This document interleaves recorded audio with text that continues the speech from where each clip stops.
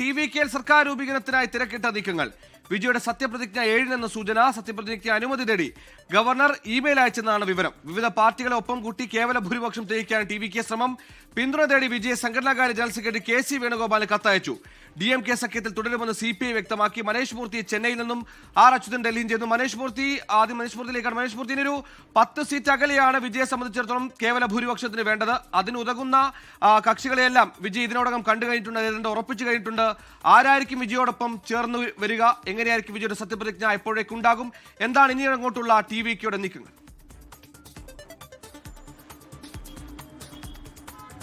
സുഹൽ, 7-ാം തീയതി ജവഹർലാൽ നെഹ്റു ഇൻഡോർ സ്റ്റേഡിയത്തിലാണ് സത്യപ്രതിജ്ഞ എന്നുള്ളതാണ് നമുക്ക് ലഭിക്കുന്ന വിവരങ്ങൾ. ഇന്നിപ്പോൾ തിരക്കിട്ട ചർച്ചകളിലാണ്. അതായത് ഇന്നിപ്പോൾ നിയുക്ത MLA-മാരുടെ യോഗം പനയൂരിലെ ഓഫീസിൽ കഴിഞ്ഞതിന് ശേഷം പട്ടണപ്പാക്കത്തെ വീട്ടിലേക്കാണ് വിജയ് പോയത്.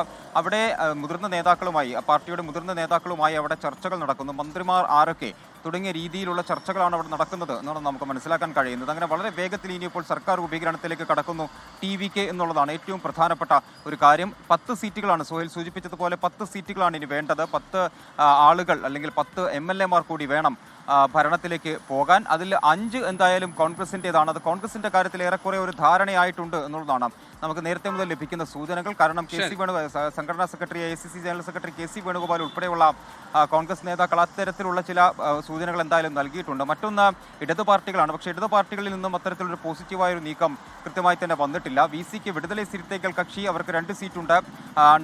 NDA മുന്നണിയിലേക്ക് വന്നാൽ NDAയിലുള്ള PMK പാട്ടാളി മക്കൾ കക്ഷി, അതുപോലെ തന്നെ അമ്മ മക്കൾ മുന്നേറ്റ കഴകം, അങ്ങനെ ഇവരെ എല്ലാം ഒപ്പം ചേർത്തുകൊണ്ടുള്ള ഒരു സഖ്യത്തിലേക്കാണ് പാർട്ടി VCക്ക് പോകുന്നത് എന്നുള്ളതാണ് നമുക്ക് 10 സീറ്റുകൾ കൂടിയാണ് വേണ്ടത്.